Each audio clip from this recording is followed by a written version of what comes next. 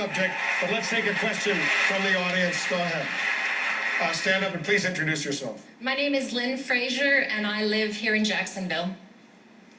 And for the Republican presidential candidates, my question is, I'm currently unemployed, and I found myself unemployed for the first time in 10 years and unable to afford health care benefits. What type of hope can you promise me and others in my position? Let's ask Congressman Paul. Well, it's a tragedy because this is a consequence of the government being involved in medicine since 1965. When I was growing up, we didn't have a whole lot, but my dad had a small insurance, but medical care costs weren't that much. And you should have an opportunity. Medical care insurance should be given to you as an individual. So if you're employed or not employed, you just take care of that and you keep it up. When you lose a job, sometimes you lose your insurance.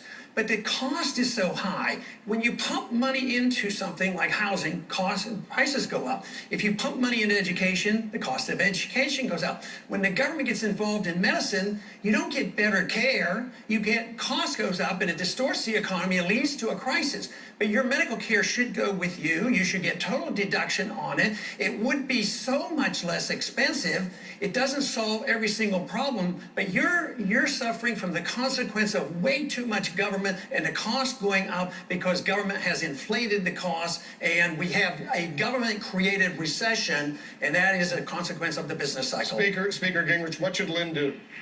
Well, she actually put her finger on two different problems. The largest challenge to this country is to get the economy growing so she can have a job, so it's easy for her to have insurance. We need, and the president did nothing about this the other night. In fact, his proposal on taxes would make the economy worse.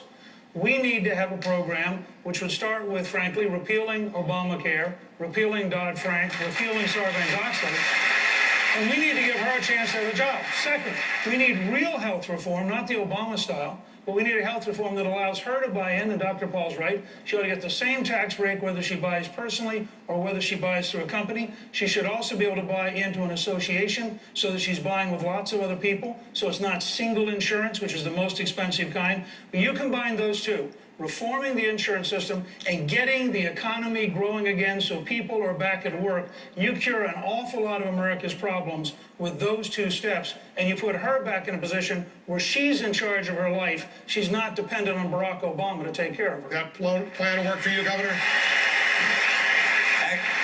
Actually, what both these gentlemen said is pretty much spot on. And I'll add a couple of things. One, I want to underscore something both of them said, and that is right now in America, if you have insurance, you most likely got it through your employer. And the reason is your employer gets a deduction for you when they buy the insurance for you. That means that if you change jobs, you got to get a new insurance company, most likely. And if you become unemployed, you lose your insurance. That doesn't make sense. And if an individual wants to own their own insurance, they're not part of a big group. And so as a result, they get a very high rate. What we should do is allow individuals to own their own insurance and have the same tax treatment as companies get. You do that, and people like this young woman would be able to own her insurance. The rates would be substantially lower for her buying it individually than if she had to buy it individually today. Secondly, getting people to work. This president has failed the American people. He got up there and gave a speech last night. It was like ground. So, Romney and Gingrich both agreed with Ron Paul. How about that? Now, one thing to note here,